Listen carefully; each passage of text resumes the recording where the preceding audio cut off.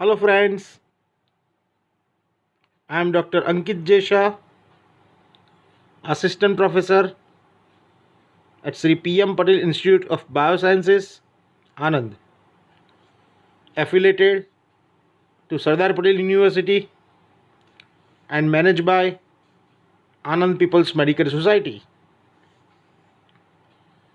Students, I am making this online video for TYBSc students of semester 5 in the main branch of chemistry.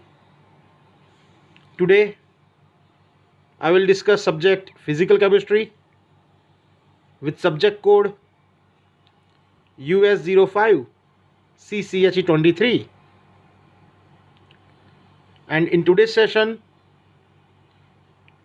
I will discuss some important topics of unit number 1, that is entropy and second law of thermodynamics.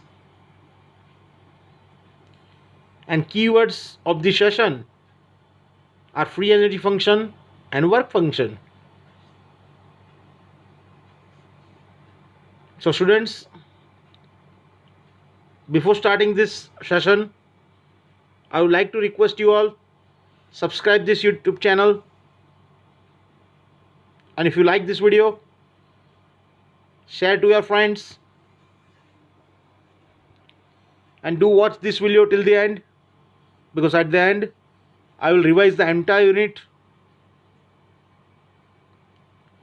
So let's start this session. So these are the topics which we are going to discuss today, that is work function, free energy function, variation of free energy change with temperature and pressure. So first, let's start with the introduction to work function.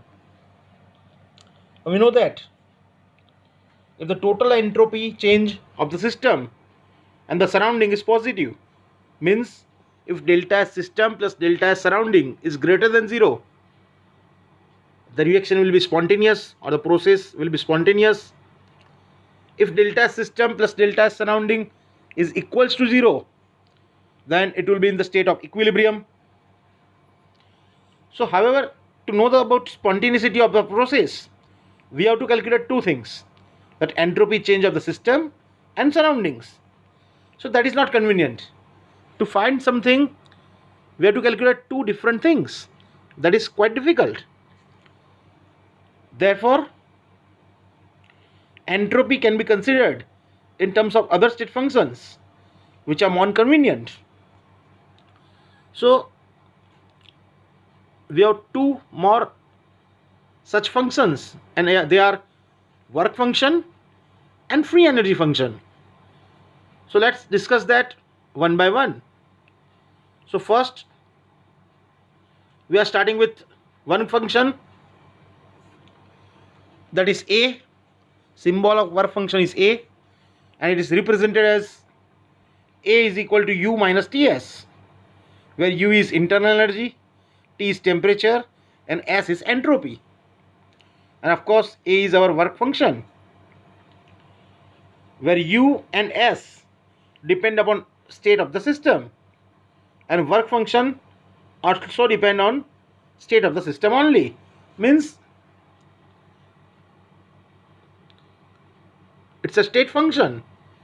એટલે કે આ અવસ્થા વિધેય છે. એ શું છે?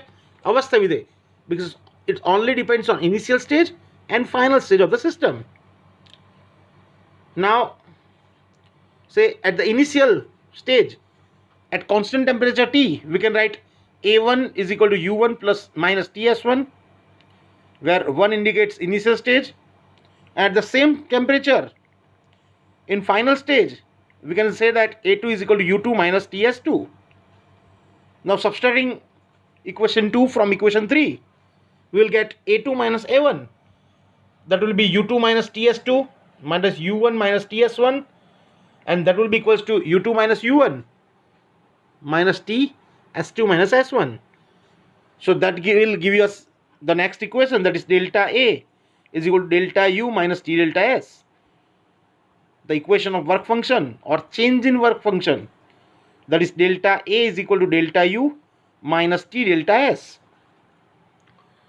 Now, if the changes are reversible and isothermal and heat is absorbed, then we know the equation of entropy, that is ds is equal to q by T, where S is entropy, Q is either heat absorbed or evolved, and T is temperature in kelvins. So we know that if T goes on other side, it becomes TdS or T delta S, that will be equals to Q reversible. So that equation number 4 becomes delta A is equal to delta U minus Q reversible. Now we know the first law of thermodynamics, that is delta U is equal to Q plus W. And students, you must remember the first law of thermodynamics, that energy of the universe is constant. You cannot create energy or destroy energy. Just you can do is transform one form of energy into another form. And mathematical form of the first law of thermodynamics is delta U is equal to Q plus W. So if work is done by the system, or we can say that if gas is due to the expansion only, then W must be negative. So it becomes delta U is equal to Q minus W. So minus W is equal to delta U minus Q reversible. So we can say that minus delta A is equal to W reversible. It means decrease in work function gives maximum work done by the system during the change. Means whenever there will be the decrease in work function, subsequently there will be increase in work. એટલે કે આપણે જો મહત્તમ કાર્ય જોઈતું હોય તો work ફંક્શનમાં ઘટાડો થવો જરૂરી છે. જેટલો વર્ક ફંક્શનમાં ઘટાડો થશે એટલું જ કાર્યમાં વધારો થશે. Means in order to maximize the work, it is required that there should be decrease in work function, there should be decrease in value of work function. So that is about work function. And from the base of entropy, we have one more such function, and that is free energy function. So now we'll discuss about free energy function. But before that, you must know what is free energy and how it is important to us. એટલે કે મિત્રો મુક્ત ઉર્જા એના વિશે આપણને ખ્યાલ હોવો જોઈએ અને તે આપણને કેવી રીતે ઉપયોગી છે. As we all know that to check the spontaneity of a reaction from entropy, we require two different things, that is entropy of system and entropy of surrounding. But from the point of view of free energy, we can find that whether the reaction is spontaneous or not by finding a simple free energy value. If delta G is less than 0, reaction is spontaneous. If delta G is greater than 0, reaction will be non-spontaneous. And if delta G is equals to 0, the reaction will be in equilibrium.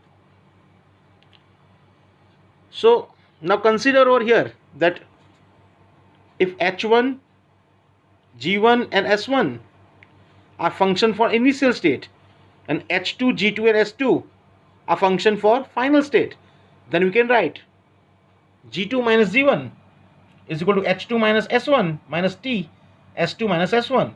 And we know that G2 minus G1 becomes delta G, H2 minus H1 becomes delta H, and S2 minus S1 becomes delta S. So it will be delta G is equal to delta H minus T delta S.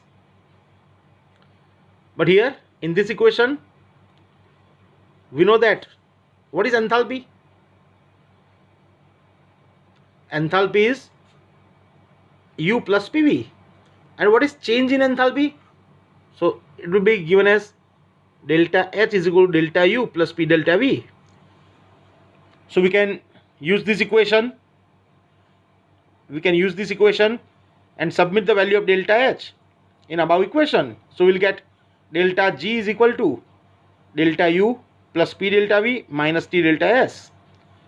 Now here, from the previous theory, we know that delta U minus T delta S becomes our work function, that is delta A.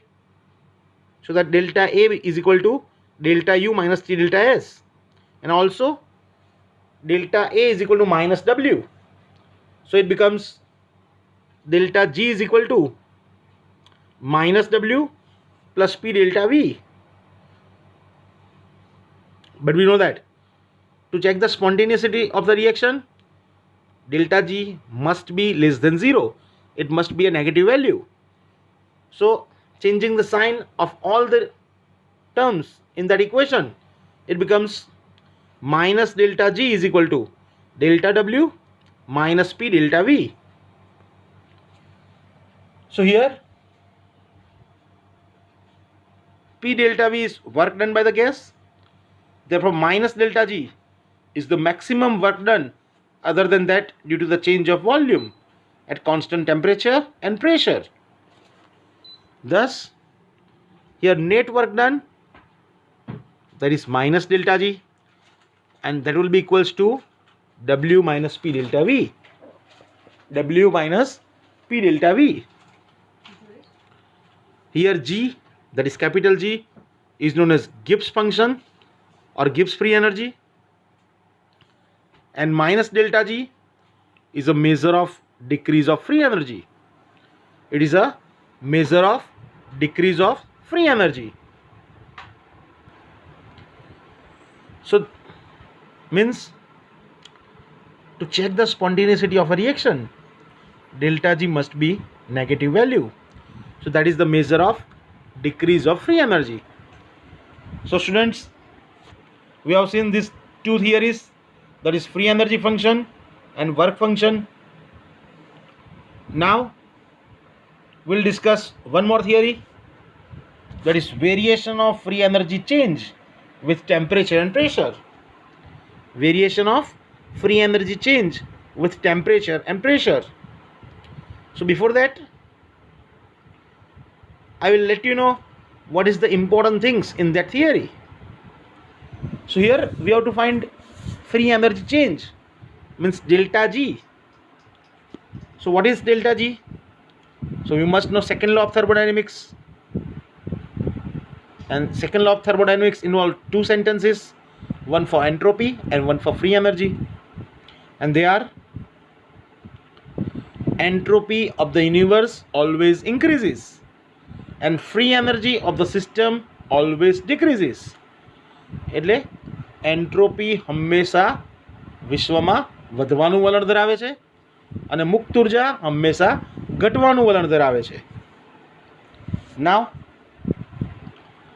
we know the equation of free energy, that is G is equal to H minus Ts. But in that equation, H is enthalpy, T is temperature in Kelvin, and S is entropy. But we know that enthalpy H is given by U plus PV, where U is internal energy, P is pressure, and V is volume. So submitting this value of H in above equation, so it becomes G is equal to U plus PV minus Ts. That will be our equation number 1. Now upon differentiating this equation, we get, so G becomes dG, differentiation of U is du. Now there will be two terms. So we know that like U into V, differentiation of U into V becomes U into dV plus V into du. Just like that, it becomes P dV plus V dP minus again two terms. So both subsequent terms will be negative. So it is minus TdS minus SdT. Now again, as we have discussed in previous theory, we have to use first law of thermodynamics. So for a very small change, it is du is equal to dq plus dw. So dq will be equals to du minus dw. Now if work is done due to the expansion only, we have seen this in Carnot cycle, whenever there will be an expansion process, w is always negative. So here also, whenever it is expansion, we know that minus dw is equal to pdv. So it becomes dq is equal to du plus pdv. But here we have to find entropy. So we know that dq is equal to tds. So submitting this value of dq in equation number 4. So it becomes tds is equal to du plus pdv. tds is equal to du plus pdv. That will be our equation number 5. Now we have to solve this equation number 2. We have to solve this equation number 2. So we are submitting this value of TDS in equation number 2. We are submitting this value of TDS in equation number 2, so that du will be cancelled out and pdv will be cancelled out. So we will get two terms, that is dg is equal to vdp minus sdt. dg will be equals to vdp minus sdt. That is our equation number 6. Now in this equation there are two variables. One is pressure and other is temperature. So this equation will change, or this equation is a change of free energy upon changing pressure and temperature. So now in equation number 6, if pressure remains constant, means you know that differentiation of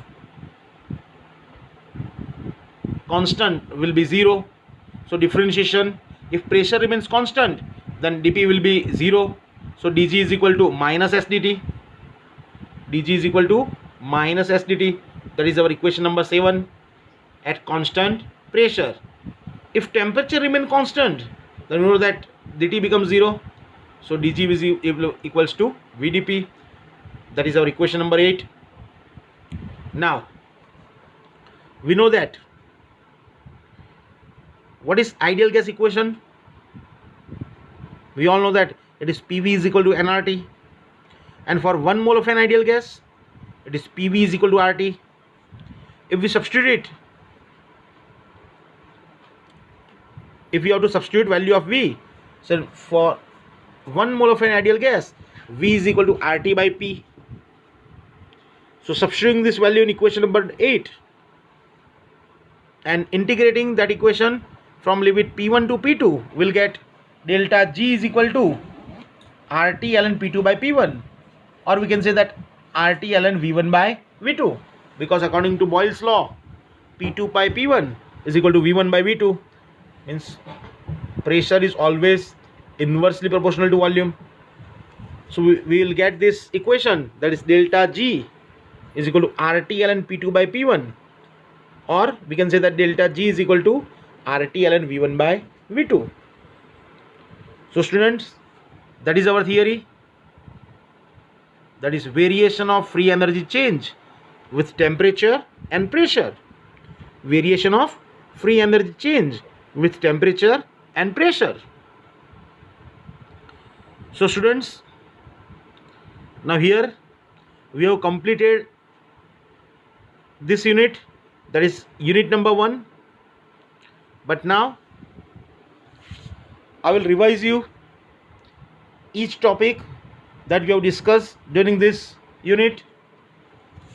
So it's a kind of revision for you, so you will get to know each topic one more time. So these are the topics that we have discussed in this unit. First is cyclic process. You know that what is cyclic process?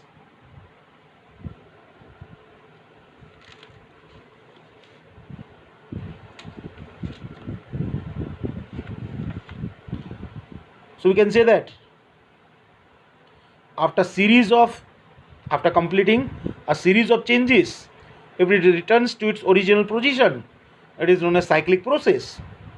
In cyclic process, we have seen the most important theory, that is Carnot cycle. It's a 10-mark question, most important one, in which we have discussed that Carnot cycle is having 4 different strokes, that is isothermal expansion, adiabatic expansion, isothermal compression, and adiabatic compression, in which we have proved that Q will be is equals to W. Means the essential condition for a Carnot cycle is that net work done is always equal to the net heat absorbed. Net work done is equal to the net heat absorbed. Then we have discussed engine efficiency, in which we have said that we have discussed that engine efficiency must be always less than 1. Efficiency cannot be greater than 1 or exactly equals to 1, because you know that equation eta is equal to T2 minus 1, T2 minus T1 divided by T2. Only one chance that we will get efficiency exactly equals to 1, when T1 will be equals to 0. Then in this theory, we have discussed Carnot theorem, in which we have seen 2 different laws, that is first law of thermodynamics, limitations of first law of thermodynamics, and second law of thermodynamics. So what about first law of thermodynamics? So amount of energy that disappears will be exactly equals to the amount of energy that produced. So that is the first law of thermodynamics according to Carnot efficiency. But what was its limitation? So it do not tell us that extent to which such conversion can occur. That's why we require second law of thermodynamics. Now what is the second law of thermodynamics? That is, all forms of energy can be completely converted into heat, but total heat cannot be converted into all forms of energy without compensation. So simple sentence or statement of second law of thermodynamics will be, it is impossible to convert heat into work without compensation. It is impossible to convert heat into work without compensation.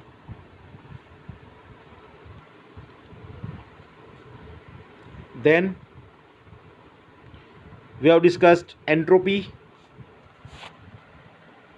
a new state function, in which we have seen that a graph like this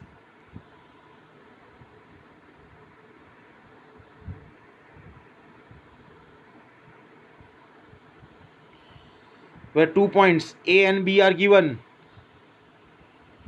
and all the horizontal lines are isothermal processes and all the vertical lines are adiabatic processes, and we have proved that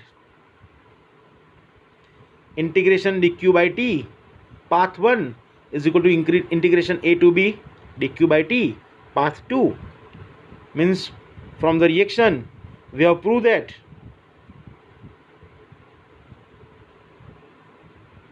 entropy only depends on initial state and final state of the system.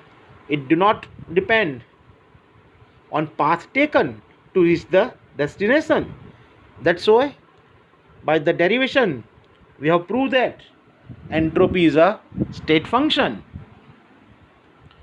For that, students, you must know what is state function. So what is the definition of state function? So when any substance depends on initial stage and final stage but do not depend on path taken, that is known as state function. એટલે કે પ્રારંભિક અવસ્થા પર આધાર રાખે અને અંતિમ અવસ્થા પર આધાર રાખે, પણ અવસ્થા પ્રાપ્ત કરવાની પદ્ધતિ પર આધાર રાખતો ના હોય, તો એને આપણે અવસ્થા વિધેય સ્ટેટ ફંક્શન કહીએ છીએ.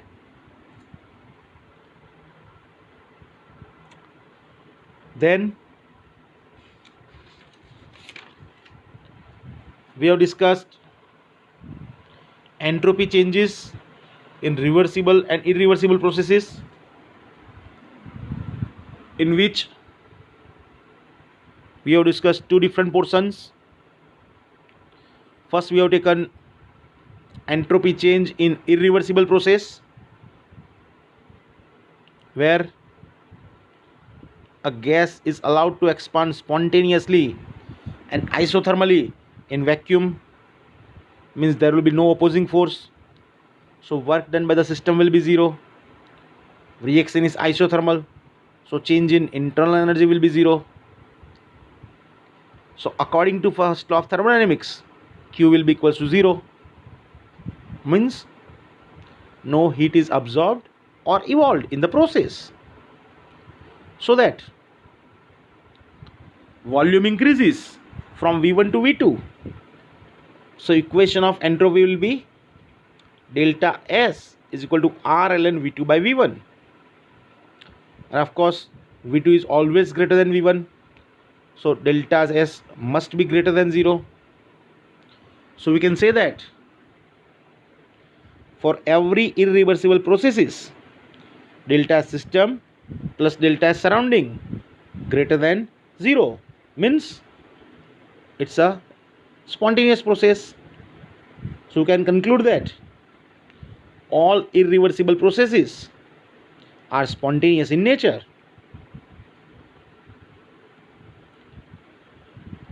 Then we have seen second part of the theory, that is entropy change for reversible process. Entropy change for reversible process. For that, we have discussed that whenever there will be reversible processes are slow in nature. So all the isothermal and adiabatic processes are slow in nature. That's why entropy becomes 0. And whenever entropy becomes 0,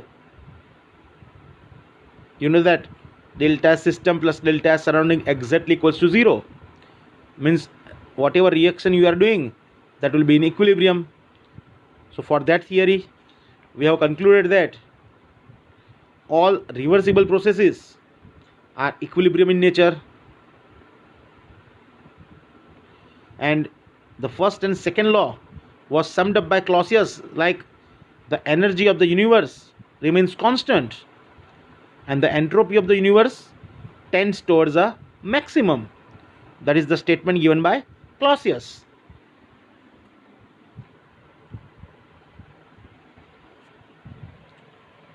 Then we have seen entropy change accompanying phase change, in which we have discussed three different phase change. First, whenever any substance converts from solid phase to liquid phase, so it is known as fusion. That is, first phase is fusion, and equation of that is given by delta S fusion is equal to delta H fusion upon T fusion. Second phase is whenever any substance converts from liquid phase to vapor phase, it is known as vaporization, and equation of that vaporization process is delta S vaporization is equal to delta H vaporization upon T vaporization. And we must know that for both these phases, heat is absorbed by the system.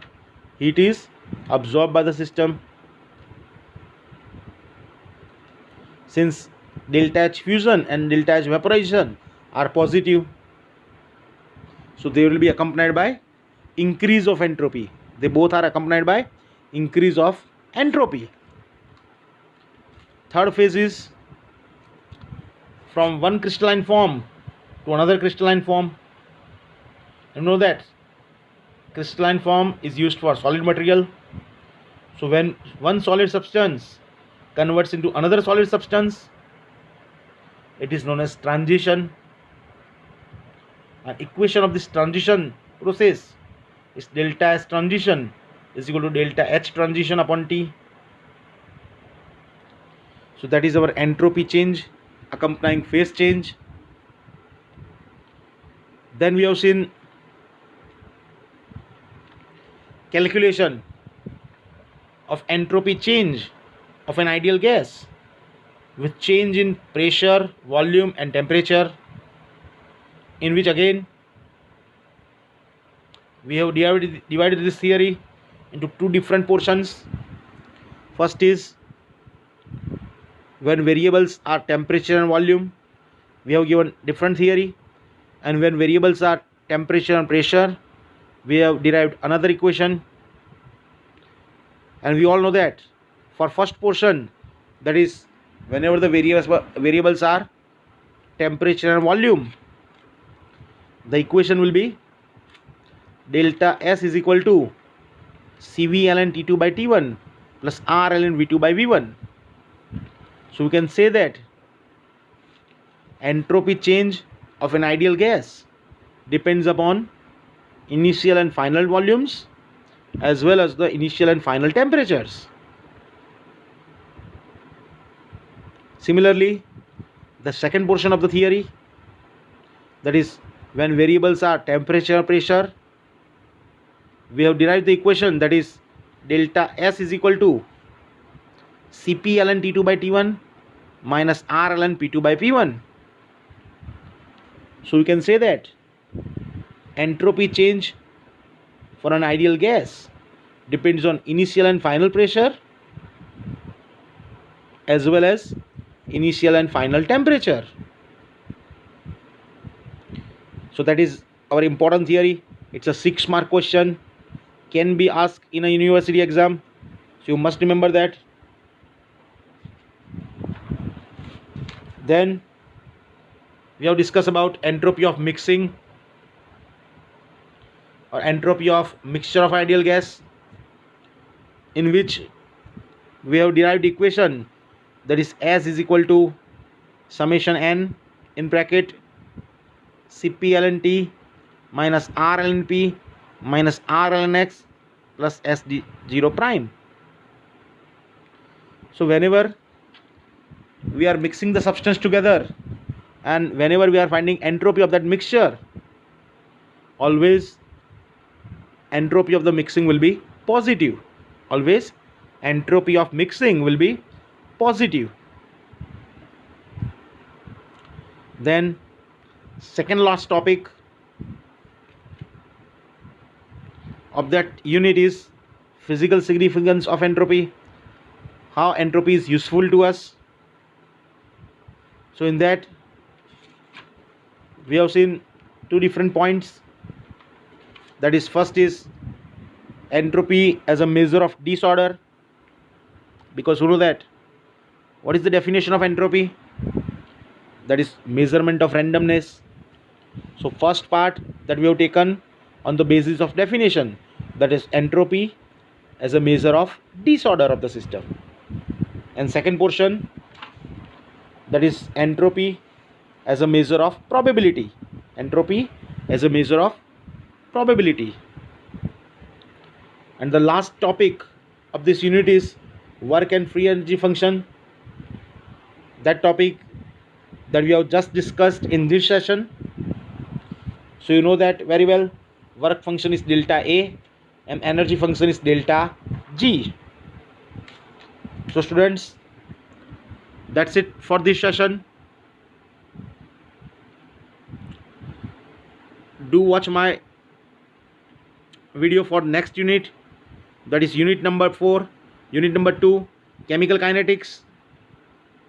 I have prepared that video for you, so do watch those videos. And again, this is my college tree.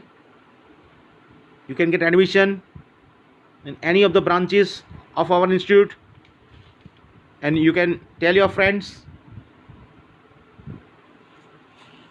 to take admission in our institute. And again, I will request you to share this video and subscribe to this YouTube channel. Thank you.